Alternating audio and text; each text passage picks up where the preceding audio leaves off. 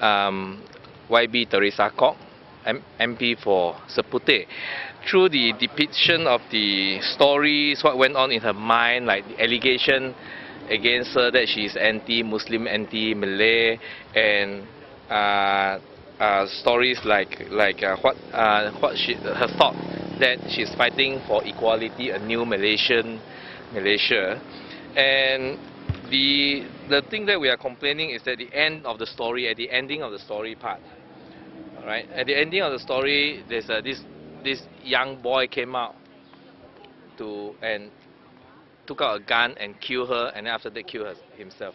And the story ends with this a message found in the boy's possession, which reads, YB Josephine adalah ancaman terhadap keharmonian.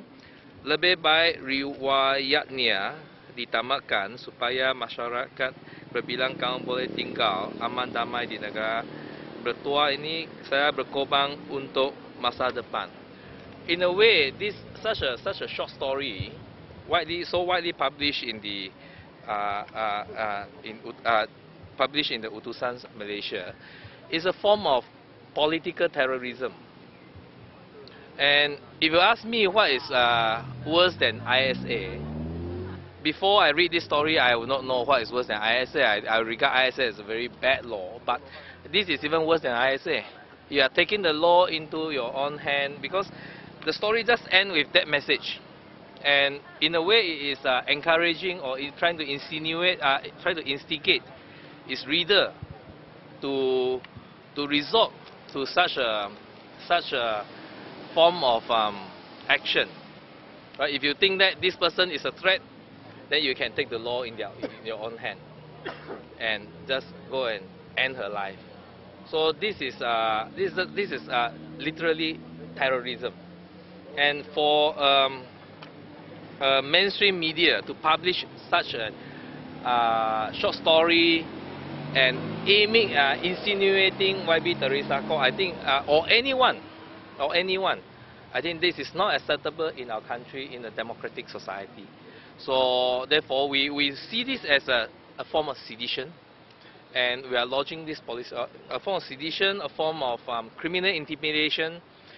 And so we are lodging this police report today to urge the police to take an investigation, carry out an investigation immediately, and put a stop to this. And we all know that Utusan Malaysia is owned by UMNO, and the writer is a Dato. So I hope the police will carry out the investigation fairly and not be influenced by the power that be behind the papers and the writer. And we condemn all political party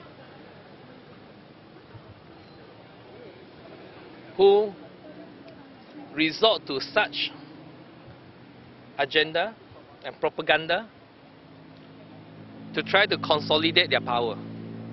This is not acceptable. This is a criminal in Malaysia. And I also throw the challenge to UMNO, MCA, MIC, Gerakan, and even the Sarawak political party, SUPP, Sarawak United People's Party, PBB,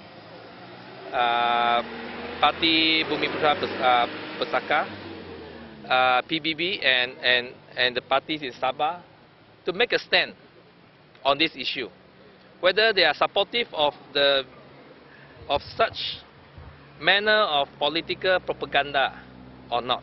Yesterday, I'm sickened by the stand taken by Member of Parliament for Muar in Parliament, when YB Chong Eng, the Member of Parliament for Bukit Mertajam, asked him to make a stand on what he thinks of this publication of such stories or such message in Utusan Malaysia. He was beating around the bush and did not even dare to make a stand to say yes or no. He was beating around the bush and did not give an answer, straight answer. If that is the attitude of UMNO MPs, they are unfit to be our leaders. Right? You don't see this as a fictional account. It's a fictional. It's a political message, a propaganda disguise as a fiction. All right, all the narration that is produced here, we can easily associate with our domestic political scenario, and I don't think you need an expert in politics to identify the YBJ referred here as Teresa Kok. All right, so I think it's a abuse of his intellectual creativity or rights, and I think this is a form of political terrorism.